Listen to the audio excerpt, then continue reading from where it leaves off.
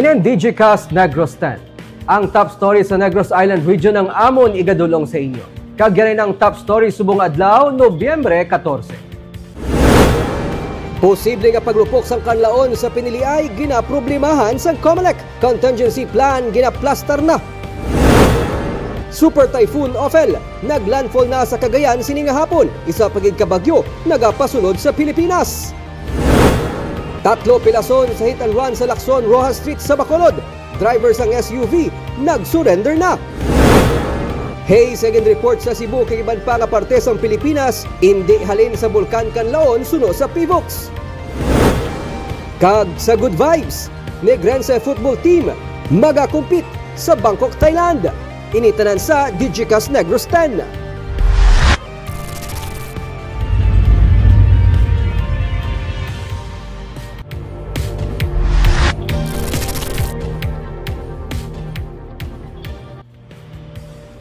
Sa number 10, Super Typhoon Ophel naglandfall na sa Cagayan sininga hapon pero may isa pagid ka bagyo nga nagapasulod sa Pilipinas. Alauna imedya sininga hapon naglandfall sa Bagao, Cagayan ang Super Typhoon nga si Ophel. Makita sa mga video sa ginpost sa Cagayan Provincial Information Office sa ilang page, makita kung ano kakusog sang hangin kag ulan nga dala sang bagyo. Matapos makalandfall naghina ang puwersa sa bagyo kag gin-downgrade na sa typhoon category. Si Ophel ang nagtabok sa northeastern portion ng mainland Luzon kag malandfall sa Babuyan Island. Samtang bagyo naman nga may international name nga Manny ang ginapaabot nga magasulod sa Philippine Area of Responsibility subong nga gabi. Kung makasulod na sa PAR, tawgon ini nga Pipito. Gina-forecast nga si Pipito naman ang malandfall sa eastern coast ng Southern Luzon sininga weekend. Wala ginadulas ang pag-asang posibilidad nga mangin isa man ka super typhoon si Pipito.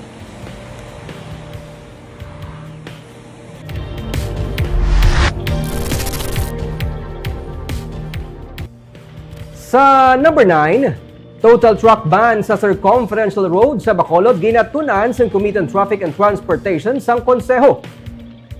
Pwede na karon magyan sa mga motorista ang Bacolod Negros Occidental Economic Highway o Conbanose halin sa Barangay Sumag nga palapos sa Bacolod Silay Access Road nga nasakpan sang syudad sang Talisay. Gani ginatunan sa Committee on Traffic and Transportation sang Konseho ang plano nga ipatuman ang total truck ban sa circumferential road. Ginpahayag ni Councilor Alvictor Espino nga magahulat siya sang endorsement sang isa ka feasibility study gikan sa Bacolod Traffic and Transportation Management Department angot sa pag-require sang tanan nga mga trucks kag heavy equipment nga mag-agi sa Banose. Iniantespay gaduso sang komitiba ang pagpatuman sang total truck ban pinaagi sa isa ka ordinansa.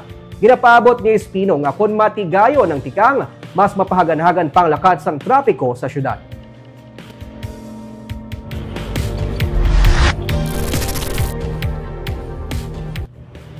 Sa number 8, Negros Occidental, Bacolod City kag 17 pa kay iban nga banwa kag syudad sa probinsya ang nangin 2024 Seal of Good Local Governance Awardees. Gin-release kaina sang SGLG ang listahan sa mga awardees kag sa bilog nga pungsod 714 ang SGLG awardees. Sa 13 ka mga syudad sa probinsya, 12 ang awardees nga nagalakip sang Bacolod, Bago, Cadiz, Escalante, Himamaylan, La Carlota, Sagay, San Carlos, Silay, Sipalay, Talisay kag Victoria City.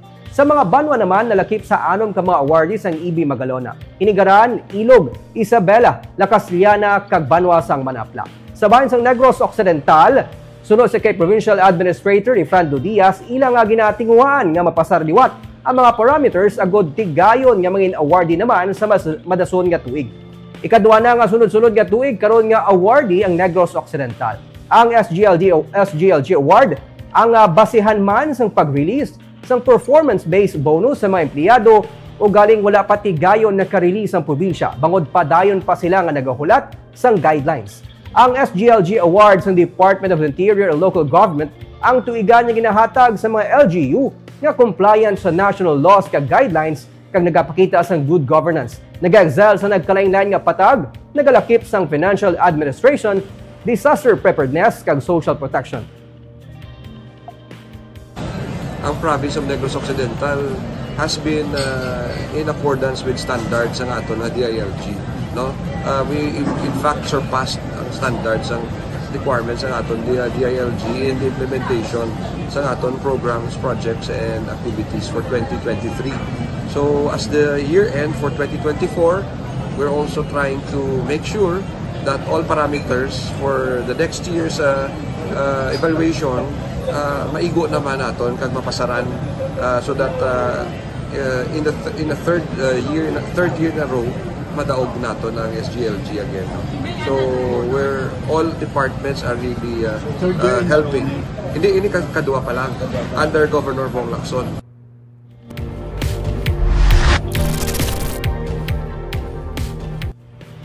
Sa number 7, tatlo ang pilason kag isa o pilason sa isa ka insidente na nagluntad nga hit and run sa Dalan Lacson kag Rojas sa Bacolod. Driver sa nakabunggo nga salakyan ang nagsungka na suno sa PNP subong adlaw. Makita pa sa sini nga video nga nagalapta sa dalan ang driver sa tricycle kag duwa niya ka mga pasero nga mga babae matapos nga mabungguan sa salakyan mga alas 2 ang kaagawon sa Miyerkules. Nakuhaan man sang video ang isa ka lalaki nga ginpasakay man ang isa pagid ka lalaki sa puti nga EcoSport nga subcompact SUV. Liwat siya nga nagbalik nga daw hindi maributay samtang ginalantaw ang mga biktima sa dalan. Nalagyo ang driver, dala ang salakyan. Pero sa kadimalason, nagkalabilin sa lugar sa insidente mga partes ng salakyan pati na ang iya sininga plate number.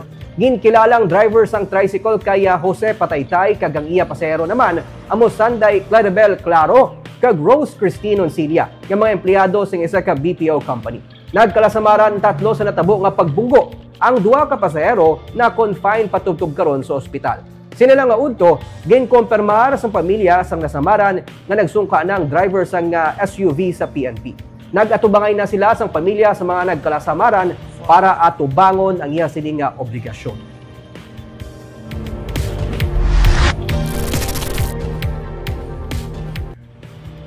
Sa number 6, isa ka truck ang naglapaw sa dalan. Ang driver na pilpilan resulta nga siya ang napatay. Napatay ang driver sang trailer truck nga may karga nga backhoe sa barangay Palinpinon sa Valencia Negros Oriental pasado las 4 sang kaagahon kahapon. Ang biktima ginkilala kay Danilo Samorin, sunod kay Corporal Wilbert Limaco, traffic investigator sang Valencia Police Station, nawadaan sang brake ang truck sa daligdigon nga parte sang dalan kag nahulog sa pangpang. Napilpilan sang truck ang driver amo nga ang ginalinan sa iya kamatayon. Ang duha ka mga pasahero sang truck ang nagkalapilasan man kag gindala sa ospital.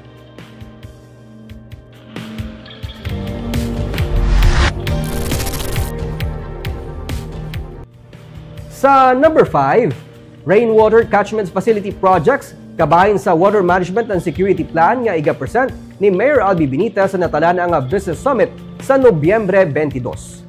Sa pagdialogo sang management sa Bacolod City Water District kay Mayor Albi Benitez, ilaginduso ang Rainwater Catchment Facility Project agud nga mapahagan-hagan ang kakulang sang water supply sa mga barangay kasubong sa nga Barangay Tangub, Mansilingan, Sumag, Barangay Banago, Mandalagan, Takuling, Vista Alegre, Handumanan, Singkeng Airport kag Barangay Filisa. Target nila nga masuguran ini sa first quarter sa madason nga tuig.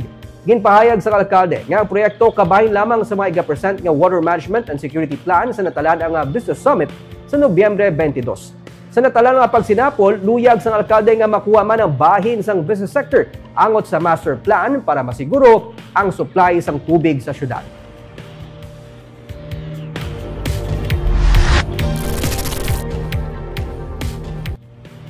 Sa number 4, public hearing angot sa ginapatuman nga rehabilitation kag improvements ang Old Bacolod City Hall ang ginahinyo sa konseho. Yari ang report.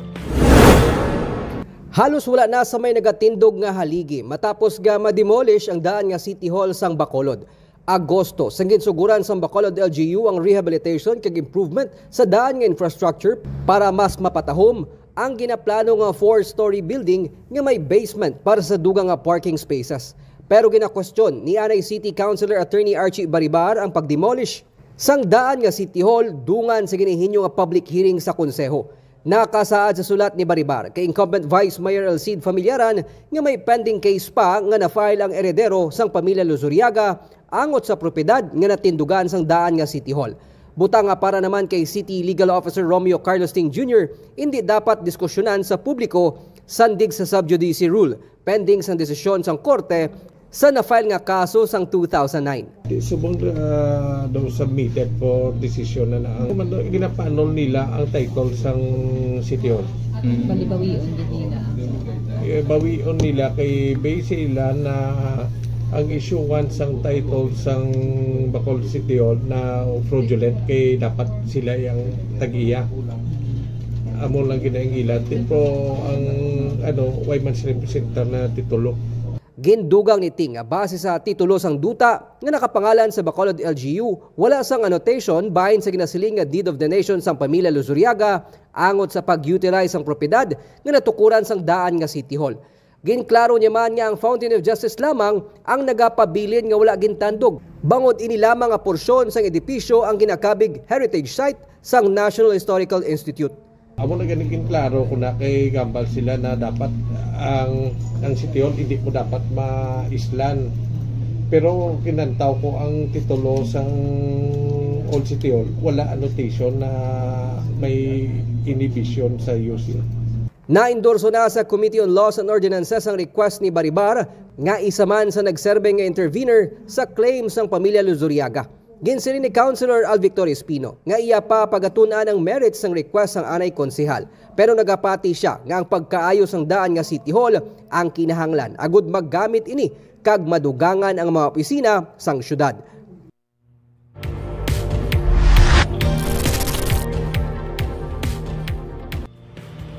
Sa number 3, may marsobra sa 2 ka pesos nga saka sa bilis ng kuryente ang ginanunsyo sang Noseco. Ang Negros Occidental Electric Cooperative o Noseco ang nag-anunsyo sang 2 ka pesos kag 12 sentimos nga saka sa per kilowatt hour nga saka sa bilis ng kuryente para sa November 2024 nga biling. Halin sa 12 pesos kag 91 sentimos per kilowatt hour nga bilis ng kuryente para sa biling sa Oktubre, mangin 15 pesos na kag 3 sentimos ini. Sunod sa Noseco ang pagtaas sa presyo sang kuryente, ang bangod sang pagtaas ang presyo sini sa wholesale electricity spot market o KUNWESM. Nagdugang padri ang pagnubo sang foreign exchange rate na nag-aapekto sa bili sang produkto petrolyo kag pagsaka man sang transmission charges sang National Grid Corporation of the Philippines o NGCP. Ang areas of coverage ng Noseco ang nagasugod sa banwa sang Pulupandan pahinubaan. Wala pa sang announcement sa bahin sang Negros Power kag Noseco o Condoneco as of press time.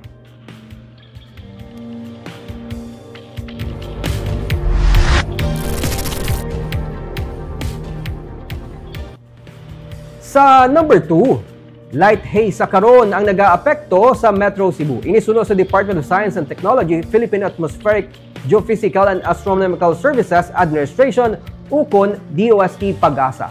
Sunod sa Pag-asa Visayas, pumalin pa sang Miyerkules, Nobyembre 13 na observe ang light haze sa Cebu. Kasunod sini madamo ang post nga makitaan sa social media na nagapaandam nga maghalong bangod mahimo nga gikan ini o kuntuga sa abo nga dala sang pagbugas ng bulkan Kanlaon sa Negros. Pero sunod sa Environmental Management Bureau nga hindi nitugas ang digasing sa Mount Kanlaon. Tigaylo ang haze resulta sang temperature inversion nga gin-trigger sang sunod-sunod nga bagyo nga naglabay sa Pilipinas. Damlagpagin siling ni Marie Andeline Quintia, ang resident volcanologist ng Canlaon Observatory nga nabase sa La Carlota City nga hindi man nila makabig ang natungdan nga isa ka VOG o volcanic smog. Una sunod sa iya, ang nabato nilang report hindi lamang gikan sa Cebu kundi may mga parte man sa Luzon nga nag-report sa among haze. Sa mga sitwasyon, tuman naman kalayo pa sa mga lugar sa Luzon nga malabutan sa ginbugas ang bulkan Canlaon. Ikaduha o kung gikan man sa Canlaon, dapat may nag-report naman sa irritation sa mata o kung sa tutunlan nga masama epekto sang VOG. May postman sa San Carlos City sang ginasiling nga VOG. Posible inisunod kay Quintia, labi na nga malapit ang San Carlos sa Canlaon kag wala sang wind movement. Pero ini ang ila pa ang ginapat-od. Sa Bacolod City sini nga hapon namutikan man nga daw ka hazy o kon clear o hindi clear ang kalangitan. Pero as of press time, wala pa sang makasabat ang PHIVOLCS kung ini ang haze o kon VOG. nga hindi na doon makuha ma'am nga is nga bug na siya. Hindi is most likely case siya nadala sa paabot nga bagyo. Hindi na doon pa siya makuha nga bug ang nakalapot sa Cebu ang bug ma'am no. Kaya tungod nga kumbaga bilog na Philippines most likely naka-experience sa siningakan na amuning atmosphere sa Cebu. And also, kung bug na siya ma'am, usually may mga reports kasi na may nakatagsag ng irritation sa ilang eyes or medyo may nakaka-irritate man sa nose and throat.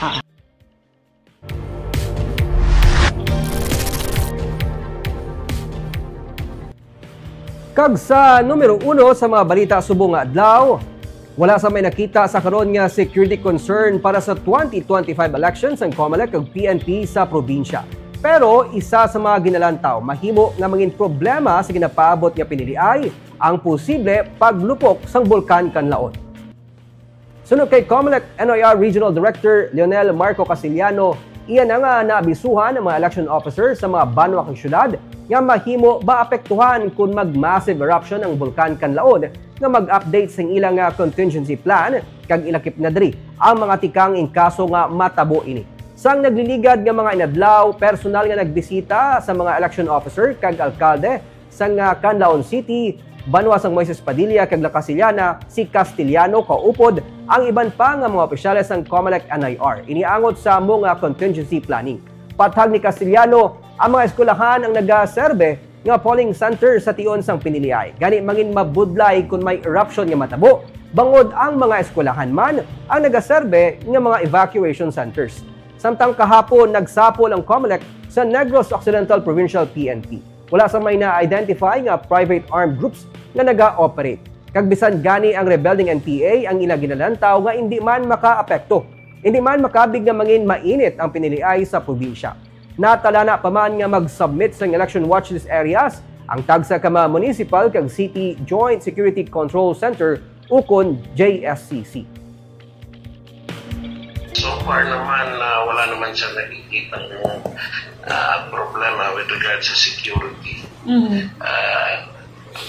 Kayang-kaya pa namin ngayon sa ngayon nga wala naman nakikita ang private armed groups.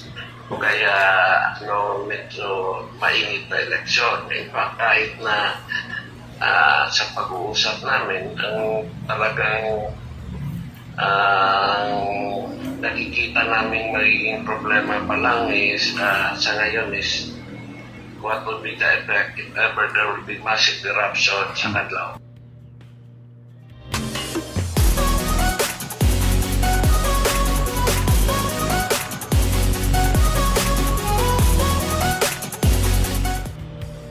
Kag sa good vibes, ni Grense nga football team maga-compete sa youth competition sa Pungsod, Thailand. Katapo sila sang Dolphins FC nga handa nga ipakitang ila ikasarang sa international event. Yari ang report. Makapila na ka beses nga naging kampyon sa mga local kag national invitational competitions ang katapo sang 12 under kag 14 under category sang Dolphins Football Club nga nabase sa Negros Occidental. Gani sa Nobyembre 22 tubtob 24 sa Bangkok, Thailand naman sila maga-compete. Batok sa pila ka mga football powerhouse teams sa Southeast Asia. Ginpahayag ni Dolphins FC Director Coach John Carmona nga isa ka challenge sa mag-compete abroad, ilabi na kadaman sa mga players, first time man nga magbiyahe abroad para sa La Liga Youth Tournament. Of course, we are expecting next level, higher level competitions in Thailand. Big clubs will participate. We are preparing, tactically, technically for the players, and of course, fitness. Pero dala ang competitive spirit, speed kag na-adapt nga Brazilian style soccer, dakong pagpati sang team nga makuha ang kadalagan batok sa China, Australia, Japan, South Korea, Malaysia, Maldives, Singapore, India kag Laos. As of now, we are raising funds, but the core of our sponsorship came from the parents. most of the parents adopt a scholar. They adopt a scholar, no? And they solicit. I give them the free hand to solicit, no? Certain amount to help fund the trip. Kadaman sa mga players ang gikan sa Brazilian Jericho Soccer Academy. Kagiban pa nga mga local soccer teams nga magatiglawas ang Negros Occidental kag Pilipinas sa International Youth Competition.